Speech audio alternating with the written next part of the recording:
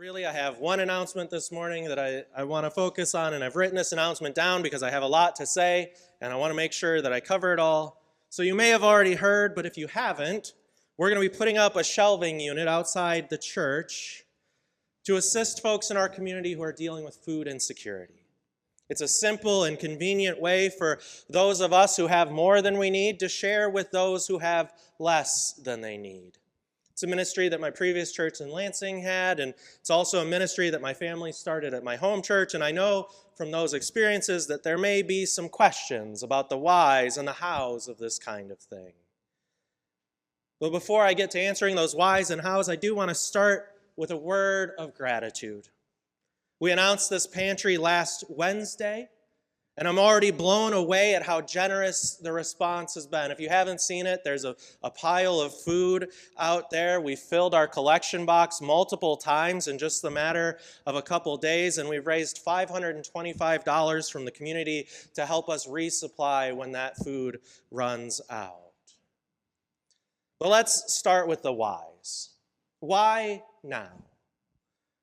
Well, the honest answer to this is because the federal government is threatening to withdraw funding from programs that help those in need survive, especially ending the SNAP program, from which about 33,000 of our neighbors here in Muskegon County depend on. Now, I know that at the end of last week, the two federal courts ordered the government to continue funding those programs, but it remains uncertain whether the government will comply with court orders and follow the law. And I know that in me saying that, some of you might be getting a little fidgety, a little anxious in your seats as I venture into territory that you deem political. But here's the thing. I don't care who you voted for in the past. I don't care what your political affiliations are. I don't even care how you feel about what is happening in Washington right now or who you think is to blame. Because if you need someone to blame, then blame all of us. Our government is a reflection of who we are as a people, and because we have treated our politics like a competition to be won rather than a mutual endeavor for the common good, our government has come to reflect the most greedy, selfish, and cruel parts of us. And I mean that across the board. This isn't a problem with one party or the other. It's a problem with our whole entire political culture. So why now? Because our cultural dysfunction has pushed us to a breaking point where we are on the brink of letting millions of our neighbors die of starvation for the sake of political games. Why us? Well, because feeding the hungry isn't a political issue. It's a gospel issue, full stop. And if you don't think that to be true, then you need to reread your Bible. I was hungry and you fed me. Well, when did we feed you, Lord? I tell you, just as you did to the least of these, you have done it to me. And even so, I can already hear some of the concerns because I've heard them before. Well, what if the people that are getting that assistance aren't working hard enough to support themselves? What if people take advantage of our generosity and they take more food than they need? What if people from out of town come and take food from our pantry? Who cares? Truly, who cares? Why are these the kinds of things that we worry about?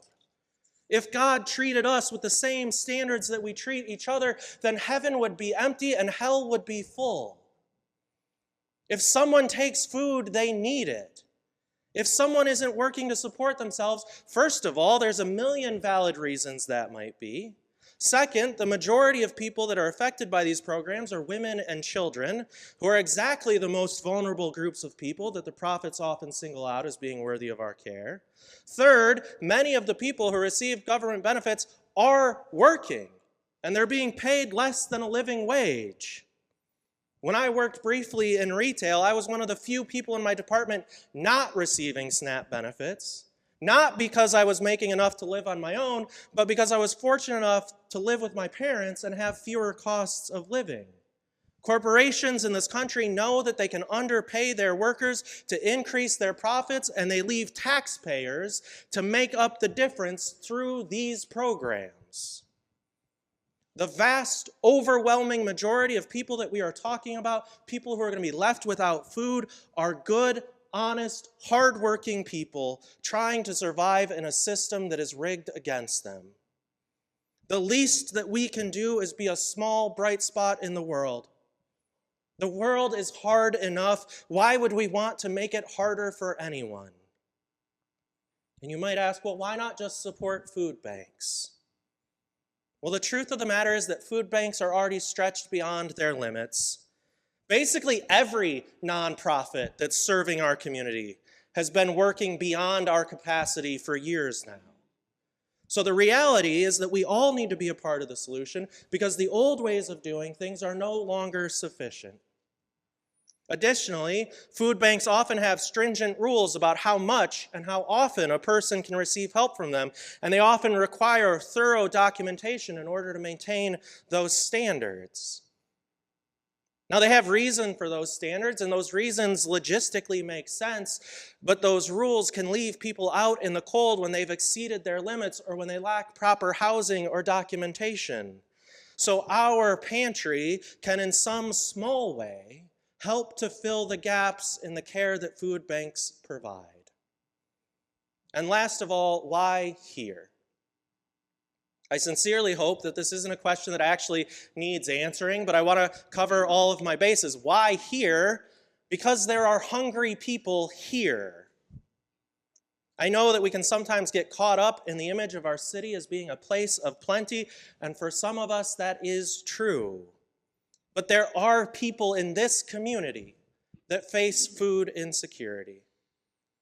The school messaged us last week with a very simple question. What is Community UMC doing?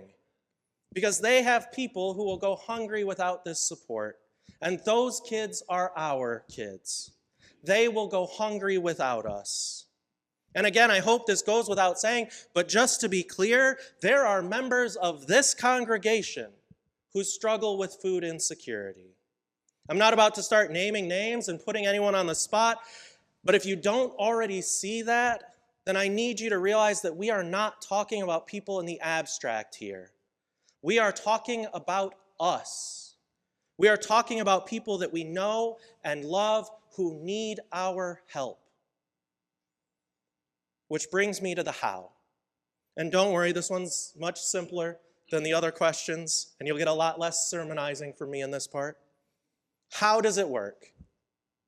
If you can afford extra food, or if you already have extra food in your house, then you can just bring it to the church.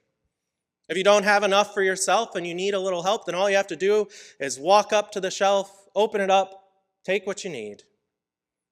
No questions asked, no documentation, no anything. If you need food, come get it. And okay, it's not quite that simple, at least not for those of us who are going to be helping to fill the pantry. Because what we need are shelf-stable foods that aren't going to rot in our pantry. And as we enter into the colder part of the year, we also need things in packages that won't burst if they freeze. When I was in Lansing, we had a very well-meaning person who donated several glass jars of pasta sauce during the winter. But those jars didn't help feed anyone, because guess what happened? They exploded in our food pantry and left us with quite a mess to clean up. So if you're bringing food, remember, shelf stable, and it's not going to explode on us. It is that simple. But if you want to help out and you don't know what food to get, or it would be difficult for you to manage bringing extra food here, or any other reason that might get in your way of helping, there is a QR code that you can use so that you can donate money, as others have done, specifically to the pantry. And we will take care of the buying. And the last thing that we need you to do, and this is an important one, is to spread the word. These pantries work best when they are supported by the whole community because they're serving the whole community. So tell everyone that you know. Whether they can help stock the pantry or whether they need food from the pantry, make sure people know about this. It's meant to be something that is by and for the community at large, so get out there and let people know. And I believe, Wendy, the shelving unit's still supposed to get here tomorrow. Yeah, so we will be getting that set up, hopefully by tomorrow. So we've already got food to go in it. All it's going to take is us getting it put up to be there for people because people are hungry and they need to eat.